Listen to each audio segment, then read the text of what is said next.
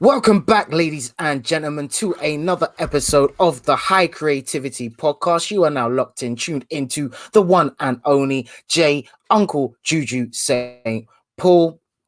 Another episode powered by IAmHipHop and another High Creativity production. Yeah, that be me.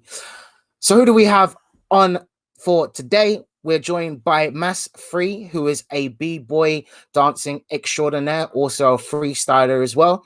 And we're going to chop it up with him in just a bit, find out a little bit of his life, because being from Austria, born in the mountains, then from traveling to New York, to Canada, and also in Africa and Nigeria, which is what we're primarily going to talk about, because this episode is also partly with LoudBase. So all I can say is make sure you go check out and support the LoudBase such.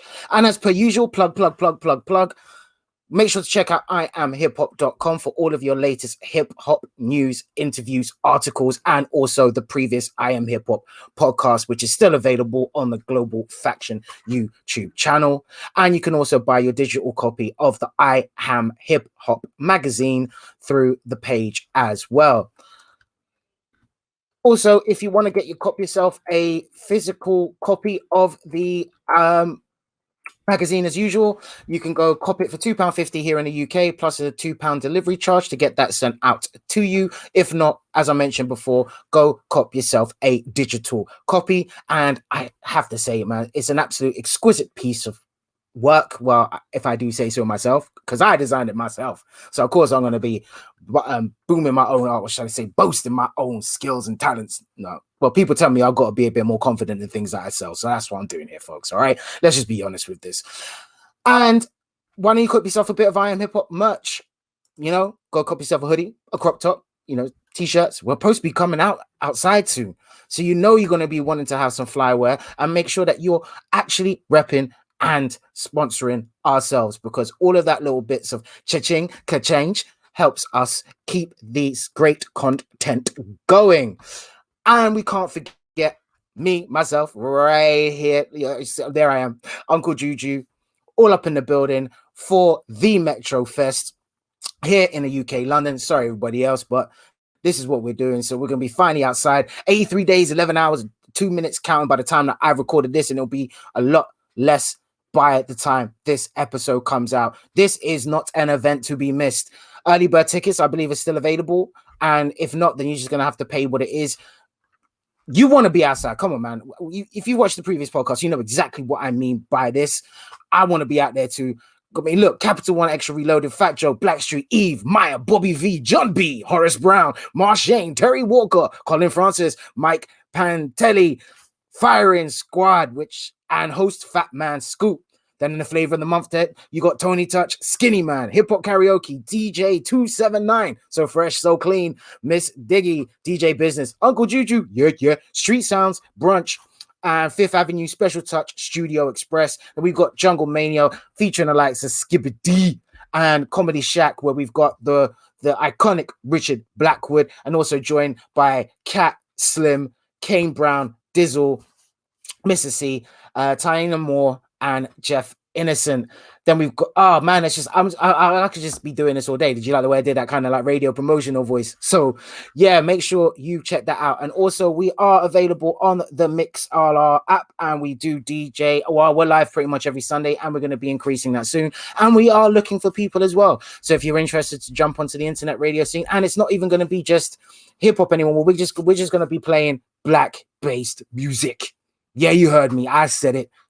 I don't care about being cancelled. It is what it is. So anyways, enough of all of this introduction stuff. Let's get straight into the interview. I hope you guys enjoy. Remember, like, comment, and subscribe if you haven't done so already. Yeah. So how are you keeping today there, sir? Again, sorry. Yeah. How are you doing today, man? Oh yeah, I'm doing fine. Sorry when I understand sometimes something's not not that good into English, but I'm doing fine right now. Yeah. Okay, cool. Well, I'll try to keep the questions as simple as possible then. Well, all right, brilliant. So what I like to do with any new guest that jumps onto the podcast, I like to our guests, well, the people that watch, to get to know the people that we're interviewing. So what was life like for you growing up? Again, sorry. So what was life like for you growing up? You know, I believe it's Austria you're based, isn't it? Yeah. When I growing up here? Yeah. So what was it like growing up as a kid up Oh till yeah. now? Yeah, I'm on the western side from Austria, and it's more of kind of farm side or little cities. And I grew up on the mountains. Like it's all really calm and down. Yeah. It's really nice there, yeah. Okay, cool. So yeah, so when did you find your love I mean, because you said that you lived in the mountains and such. So when did breakdancing and hip hop become a part of your life? Oh yeah, my parents, they do some standard Latin dances and some kind of couple dances. And I saw one time on a birthday party from my brother, he does one move, the helicopter. And that's where I thought, yeah, that's a nice thing to do, and I want to learn it. And so my parents at this time danced at the school, and there was Funky Mike starting to teaching breakdance. Yeah, this was like when I started to do breakdance and some hip hop classes on him. And yeah, that's how I started there to dance, because of Funky Mike. He's like also was the leader of our crew and some, yeah, that's how I started. Okay, that's dope still. So so you mentioned that your parents what they did dance themselves and that. So you would say that they were very much a heavy impact into your love for dance as well, I'm assuming. No, it's like my parents more do couple dances for hobby, like just to enjoy. But they brought me to this dance school where Funky Mike was starting to teach at this time. Later on, he started his own dance school, and there we created the crew Prodigy. And Prodigy was then, after this 10 years, we rocked a lot with Prodigy crew, and yeah, that's how I came into b-boying. And with the hip hop scene, I also started to do graffiti and stuff, and also sometimes freestyle rapping and all that stuff. And now I try to do different stuff with music, like drumming and playing piano. But it's no more nearby. The main thing is still dancing. Yeah. Okay. That's dope still. So that's quite interesting. And in the sense of, yeah, let's bring it back to when you first started, breakdancing. What was the like first moves that you kind of started to learn? What was the whole process of, breaking? Yeah. At first, I want to learn a lot of moves. In the first workshop, I learned like basic top rocks, like the Indian step and six step and baby freeze. Then I want to learn a lot of power moves, because I saw a lot of commercial breaking videos. Yeah, there I started a lot to think like I want to do crazy moves, and I was not that into it to dance that much. I'm more concentrated on the movement at this time. Yeah, and one of my main moves was the flare or windmill. I practiced it first, like, but my teacher also said a lot. I have to learn the foundation, and he was really stick on it to teach us foundation. So I learned after this a lot of foundation, like footworks and stuff. Yeah. Okay. Yeah. Well, that's wicked. So now we're moving on a bit in your life of breakdancing, and you found yourself wanting to explore the world more, and you ended up of all places in the world, Africa. and then you collaborated with LoudBase. So what sparked your interest, you know, to start to expand globally into the breakdancing scene? It was a long time my dream to just travel the world a bit. And then I thought one day I have to quit my job. I'm going for 3 months to travel around the world a bit. And so I thought, yeah, where I can go, and like one place I want to go is Africa, like, because it's a cool culture and very different from Austria. And so I decided, yeah, to go to Rwanda and to go to Nigeria. And I think it's really, they have a really opposite sides. Like Rwanda is really different from Nigeria, because in Western life we often think just the one country, Africa, but they have so much different countries, and it's so crazy because they are also different. Yeah, and that's why I one stop was Nigeria, to go there and experience the life of dancing and culture and everything. Yeah. Okay, and so I'm interested as well because I mean, coming from Austria, and then as like you've mentioned, you know, when the way most of the Western world sees Africa, we see it, as you said, like one continent, and it's only usually the stuff that we see on like adverts for like UNICEF or some sort of charity, which isn't the best, which isn't, as we know, the best reflection of the many cultures and vibrant place that Africa is. But what was your experience? What was your experience like in Africa, and you know the differences between, you know, the Western cultures and the African culture as well, for you personally? Okay. Yeah, a lot of things, I think, actually. Like, especially Austria is really, the culture is really calm and down, really silent when they talk or speak, just speaking. And when you go to Africa, it's like they all screaming. It's great. Yeah, it's not a bad thing. It's just they're a lot more, how you say, just there. Upbeat. Yeah, like they express more themselves, I think, just when they're talking. And Austria, like they're all times calm down, like me a bit. but it's cool because and also in also it's like, or European, it's, I think, more the sports like football or the main thing. When you go to Africa, you don't see that much football, but you see more the art expression.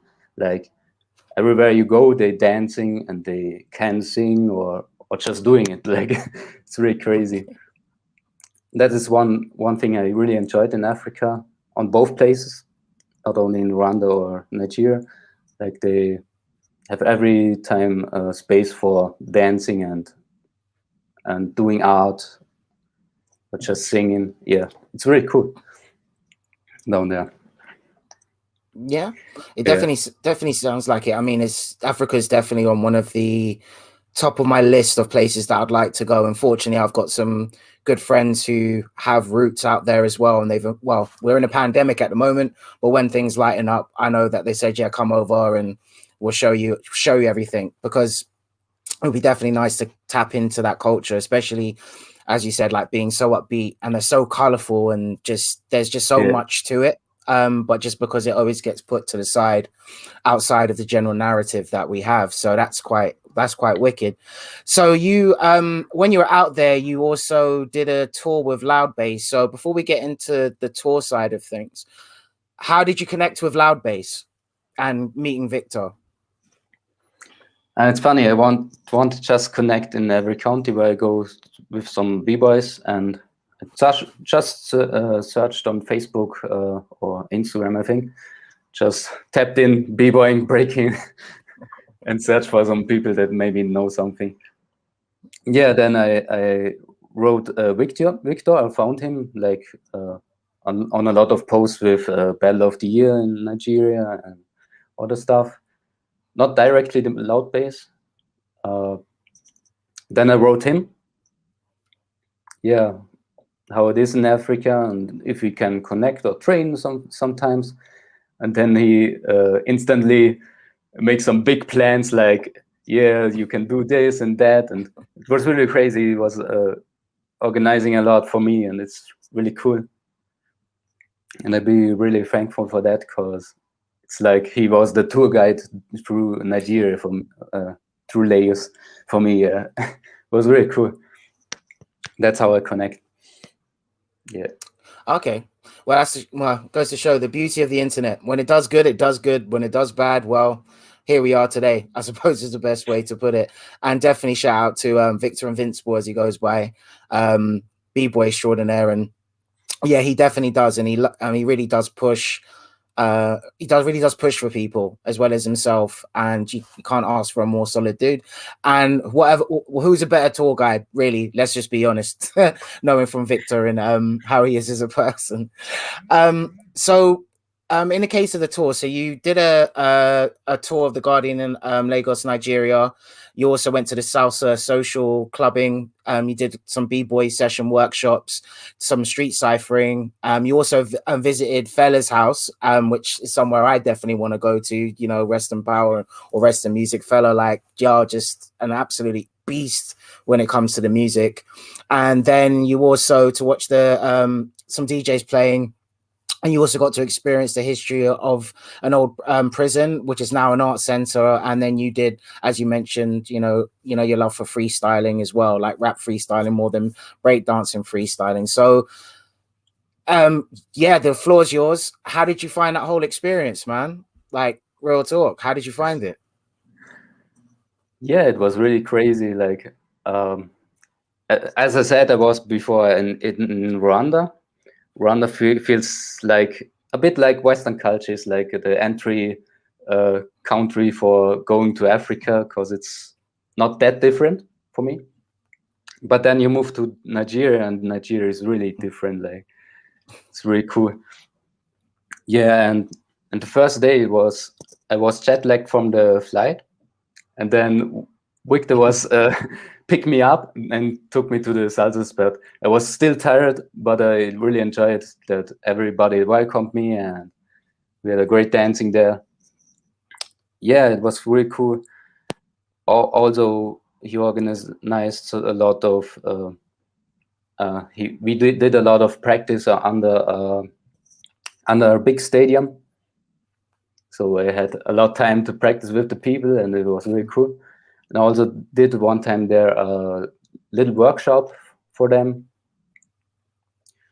We also, yeah, as you said, like Fella's house was one place I wanted to go because of the music. I didn't knew before how much he was into politician, and yeah, and through this tour, through his house from Fella, was really cool to enjoy the history, what he all have done, and good for the people and for the Black lives there. It was really crazy. Yeah, and also we had one time the prison art center, where it was really crazy. We watched the ground floors of the prison, the small spaces. It was like 2 quadrat meters. Really small space where the prisoners were inside, really inhumanity kind of. But today it's now an art center, like it's from the bad to the good, and it's really cool. Yeah, and I think it was the last day where we had this one freestyle session in Mara Power House. The Victor still had the idea to do it fast and just make a session. And then we go to them into the Mara Power House. It was like a little studio from really good musicians, rappers. And we had just a little, he dropped a little beat, and we just take some tapes off for freestyling. Just do it a little session. It was really cool.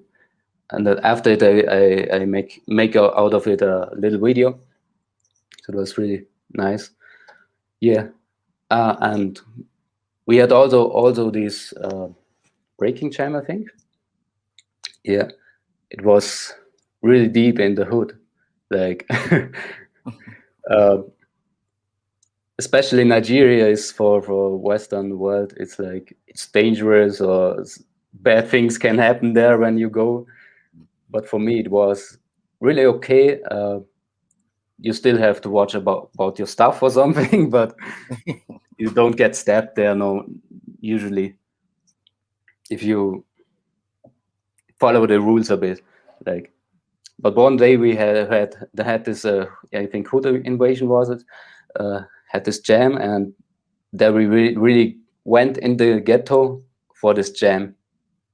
Wow. That was a bit. I was a bit scared, but they looked after me that nothing happened, and yeah, we had still a good time there.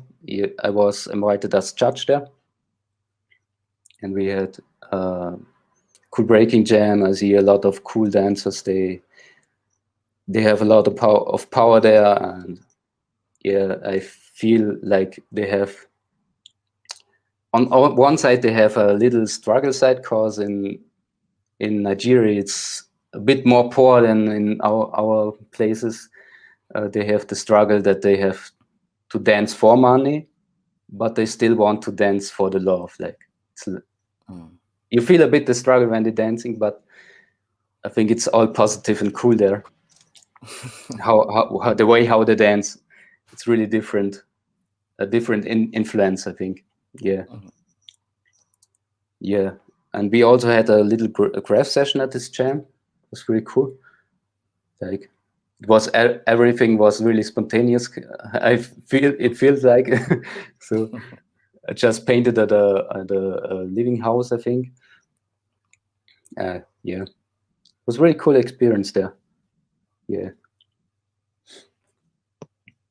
Wow, it definitely sounds like it. I mean, and a lot literally happened with no planning as well. So I suppose that always adds a little, a little something extra, a little spice on top of the whole experience that you had. So, but talking about that as well, it's like, you know, your breaking life is what led you to, you know, to journey in this instance to going to Africa, for the breaking convention as well. So do you mind expanding a bit more? What's it like in the day of what the life? Sorry, not so much a day in a life, but what's it like being fully immersed in the breaking community and a breakdancer? How you mean again? So it wanted. Okay, well, let me see if I can rephrase it. Sorry. Sorry. The life of a breakdancer, you know, because breaking is not just, it's a lifestyle, really, you know, and. Yeah. So I was just wondering if you could kind of tap a bit more into the actual breaking lifestyle for people who might not know what it's like, because most people might look at it and see that you're literally spinning on your head or on your back and getting dirty on the floor. But yeah, just to kind of expand a bit more on that. Okay, I think I must. On one side, I have my side, how I dance, and this is also the more commercial side. Today we live in times where breaking is going to Olympics, and yeah, I'm a bit more the artistic guy, I think, and I think both sides are really cool side. Yeah, for me, breakdancing is not just spinning on the head. You still have all these moves, but these movements all coming from something, and the something is music. Like you still a dancer, you're not a acrobat. You move in cause of the music, not the other side. Yeah, and for me, it's dancing really expressing myself, and breaking especially. Like you can go everywhere, you can be everything when you just dancing. And yeah, like generally breakdancing in hip hop, you just have to be can be yourself. and also the culture is really dope. It's not like you see in some commercial dance movies where everybody hates everybody. It's like, especially in Europe, I know it's one big community where everybody loves everybody, and it's like a safe place for just expressing yourself and be together with friends. And yeah, and after this over 10 years of breaking, like, it's like I have in every county some friends, and it's so cool just to have connect a lot over the world. Like, it's like going to Nigeria, just asking people to, hey, can we do something? And it's no problem, you can do it without fear, without anything. Like, and that's the cool thing on the breaking scene, or generally hip hop, because you can every time connect with other people, see more spaces, be more open, and yeah, just see the world. It's maybe the one thing I like the most in breaking, because you travel a lot and just seeing a lot. Yeah. And it definitely, yeah, because it does have such an international reach, and I suppose it's like with hip hop, it's a universal language. Even though in the case of lyrics you might not understand, but the message still carries the same, which is the beauty I find when it comes to hip hop culture. That's why I love it literally so much. And so, and you actually mentioned it yourself about, you know, yeah, like breakdancing going to the Olympics. How do you feel about that? Are you going to compete? Still, honestly, I'm still thinking about it. Because I was last years, I was not that into going to BC1 or some big battles. I was more to going to real jams, like yeah. But don't hate that stuff, because it's really still important, I think.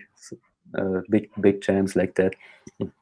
But the last years I was really more to just enjoy jams, going to dance, and not to doing competitions, because I wanted to just express myself. That was the important thing there. But then I was on the world travel. After that comes COVID.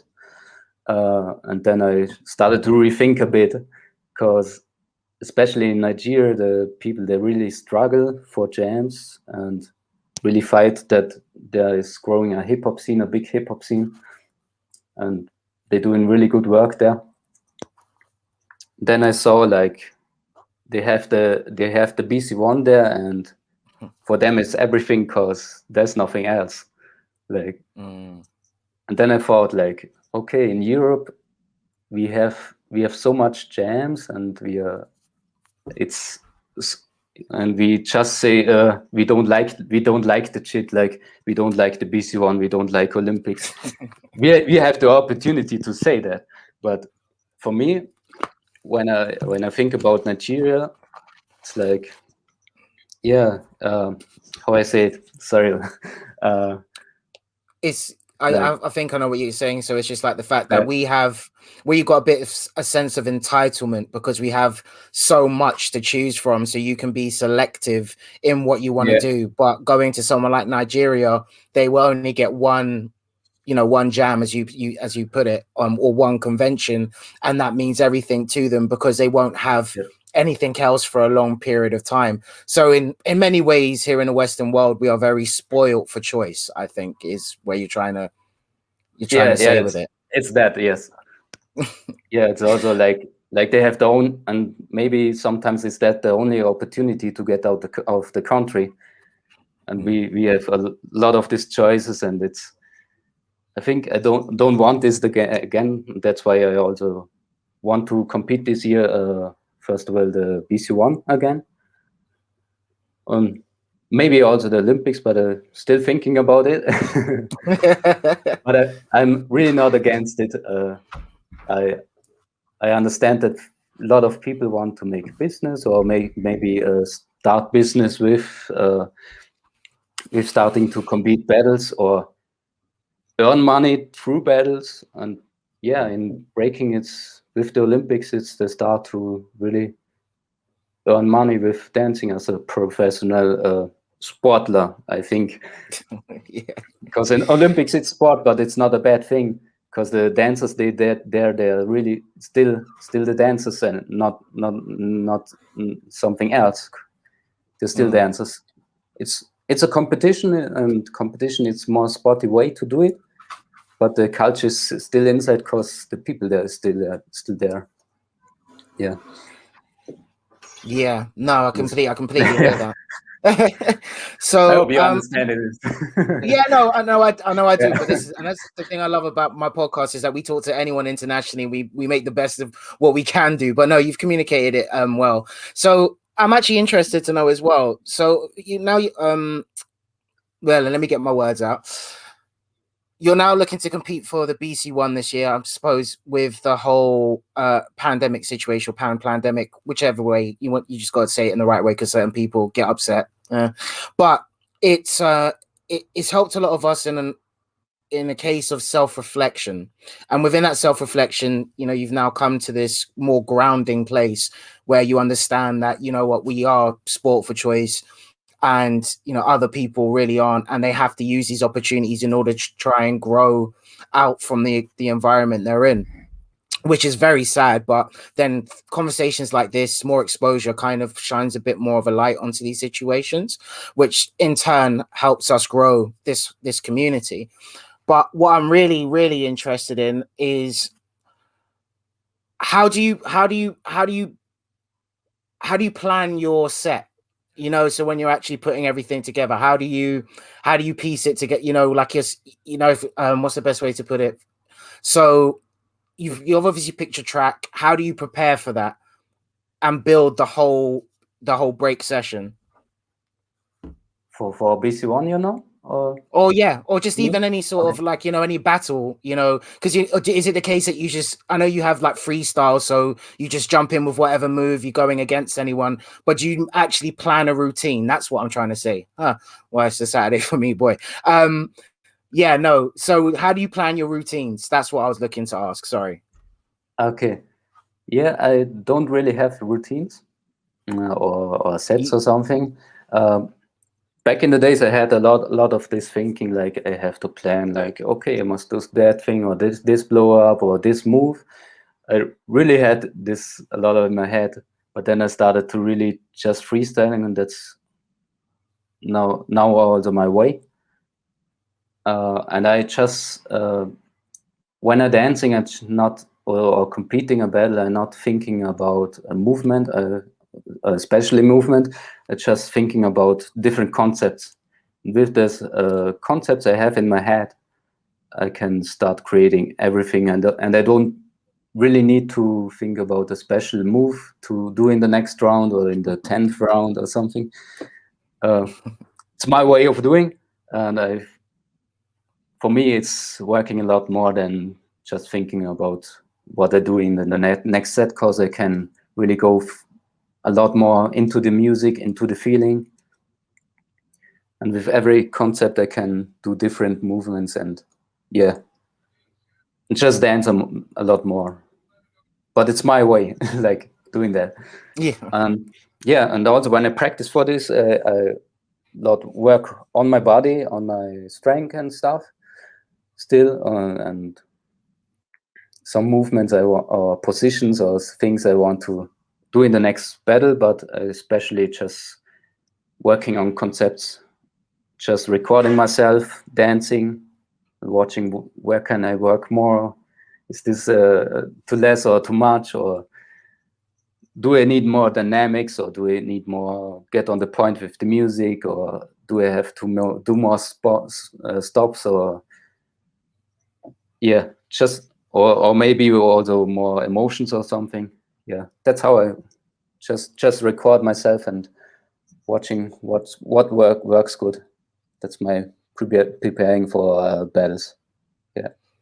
Okay, that's dope. That's really dope, actually, because I suppose with like, because I've watched things like really old school, like Wild Style, all the way up to, you know, these bigger competitions and such, and you see some of the crazy routines that some of these b-boys and b-girls put together, and it's just like, wow, okay, there's a lot to it. But it's quite interesting to hear that there's the other side of breakdancing, because that's why I think these conversations are great, because you won't know the world of breakdance. Like I know of breakdancing in the world of hip hop, but because there's so much to it, you don't realize the specifics. So like you'll have someone like you who works on sets, or knows as soon as you get a kind of vibe and you sit in the music, then you're like, okay, cool, I'm going to try and fling this out, and this is what I'm going to do. So that's absolutely crazy to think that's even, you know, to actually know that some like some b-boys and b-girls are literally just like, yeah, cool, I'm just going to pop this out. And then that's what you do for that particular moment. That's absolutely amazing. Like no word of a lie there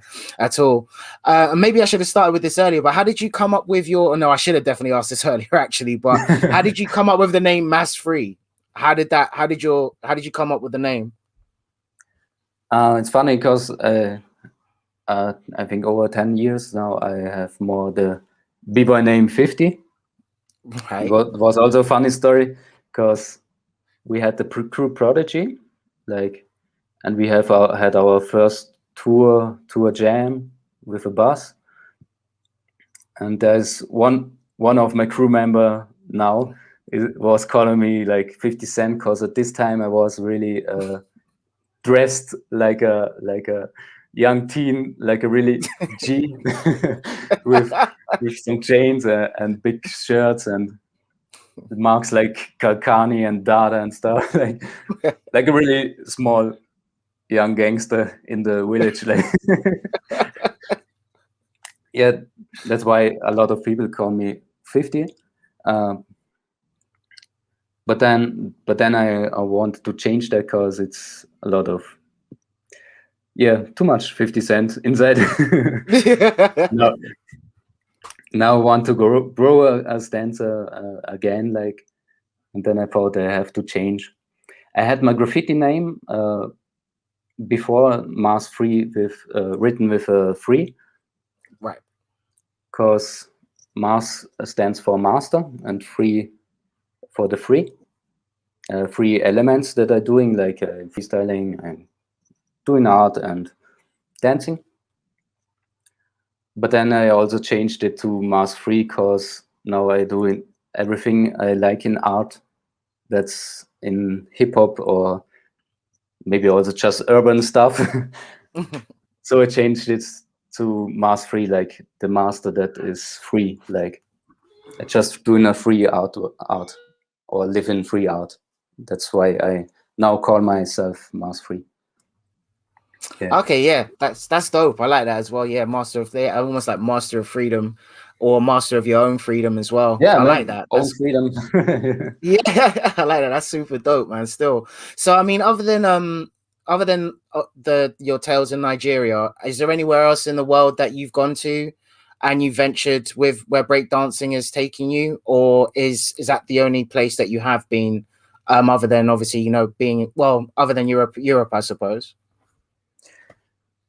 Yeah, I was also in the same world trip. I was in America and Canada. Mm. These two scenes are really dope, I have to say. Yeah, in America I was in New York, like the birthplace of hip hop, and yeah, and it's cool really to see not just the OGs. I practice more with a lot of the newcomers there, and it was really cool there. It's just a big difference also to Africa, because it's the birthplace there. And I also have joined Canada a lot. I was first in Toronto and Montreal. Was more big city life there for me. Yeah. Yeah, there I had also some creative people. They really have a different style from New York. Like, I can't explain. It's so near but really different. And I also was in Whitehorse. And in Whitehorse, I met a crew that I met 10 years before. It was really funny. In Whitehorse, is the crew GWS. And they had 10 years before, they had a tour through Europe. And then they came up to me and slept at my home at this time. Then and then I told them, yeah, maybe one day I come to you, to Whitehorse. It's like on the end of the world, really in the north. And then I thought, yeah, I'm doing now my world trip, and I have to go to Whitehorse also. And it's crazy. It's cheaper to fly from Europe to New York as than from Toronto to Whitehorse. It's wow. Because it's so outer space, not outer space. It's so, how is it when so out there? It's like it's really, it's in out an there, awkward place. Yeah. A really small city in the nowhere. But but this crew has so much cool vibes there. They have some rappers and producers and dancers. They have like a whole house where they can be creative, and then I really enjoyed with them. Like it's my own crew. It's really cool there. Yeah, and that was, I think, all my experience with dancers there. Yeah. So that's crazy. That's what, yeah. And even so, I mean, it would make sense that everybody has their own unique style to where they are locally. And also it kind of comes from the origins of and I'm talking about the real origins of hip hop, and not biting someone else's style and adding your own little flair and spin to things as well. But to think that, you know, as you said, from people all the way up in Whitehorse, which is literally pretty much end of the world business, if you want to go that far. And they're out there, you know, doing, still hip hop has managed to reach them, and they have found a way to express themselves. And then you found yourself out there as well. So that's really, really interesting. And are you currently involved with a crew at the moment, or are you just riding solo, or do you just do an ad hoc or jump about as you need to? Okay, then I have to go through story about myself a bit.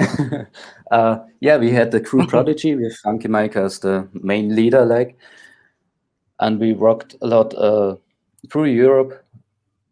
Too much, I think, in Germany and Switzerland because they're neighbor states.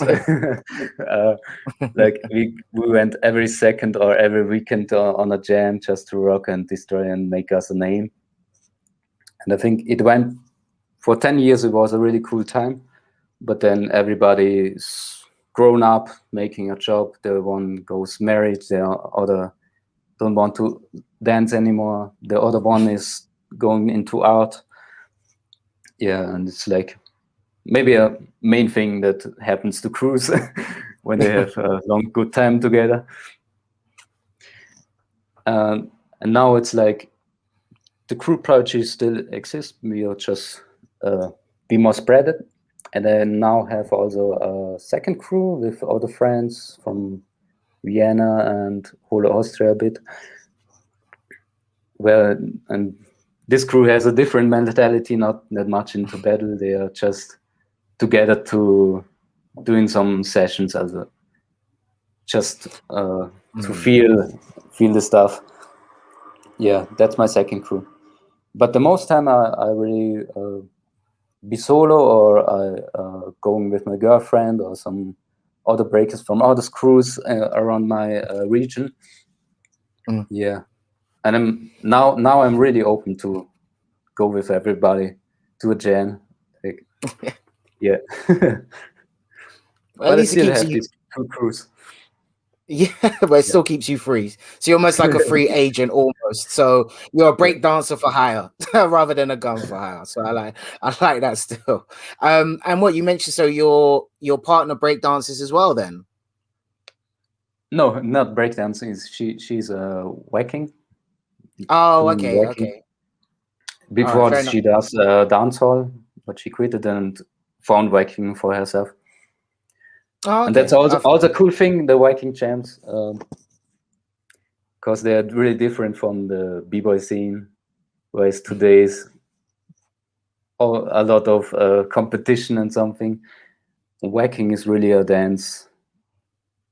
It's really just about feeling there, and I really feel when you go to a whacking jam, it's a different feeling from b-boys jams. Like you have a really a cool vibe. It's not like a battle vibe. It's like they're still battling, but it's more like they're doing the whole day a party, like on the jam. Okay, yeah. But they're still batting against each other, and yeah, it's really different kind. You have to try. Yeah. Yeah, it makes sense. It kind of sounds like the current verses that goes on, you know, with Swiss Beats and Timberland. It's like there's people that want it to be a track on track, but really and truthfully, it's you've got that kind of slight competitive nature, but in truth, it's really just about the party and everybody getting together and enjoying themselves. So, all right, that's dope still. So, so just closing up, I suppose, is what's the future other than the BC one that you're looking to compete in? What does the future hold for MasFree? Yeah, now I try to build a business nearby my working, because now I have my main working like 50%, but I also try to do more art with graffiti and really sell art. That's now my main point. And for breaking, I not really have goals to special jams or battles because COVID. Yeah, but I still want to if there is anything going on to compete again a lot.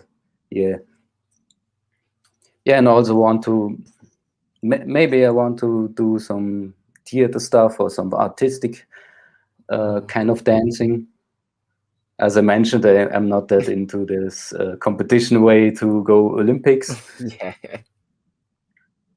That's why I want to maybe start myself something like, if I don't know, maybe in the way to theater or maybe just jams without battling or something. Yeah, that's some thoughts I have for the future. Well, man, I definitely wish you the best on it. And as you said, it's like it's your way of expressing yourself, and it's even better if you can make that something that's sustainable as well. And yeah, man, like all I can do is seriously just once again just wish you the best and thank you for your time today there, MasFree. And Thank you too. yeah, so if you've tuned in up to this very moment in time, remember, like, comment and subscribe, and we will see you again next time. Peace, love, and all that good stuff. One.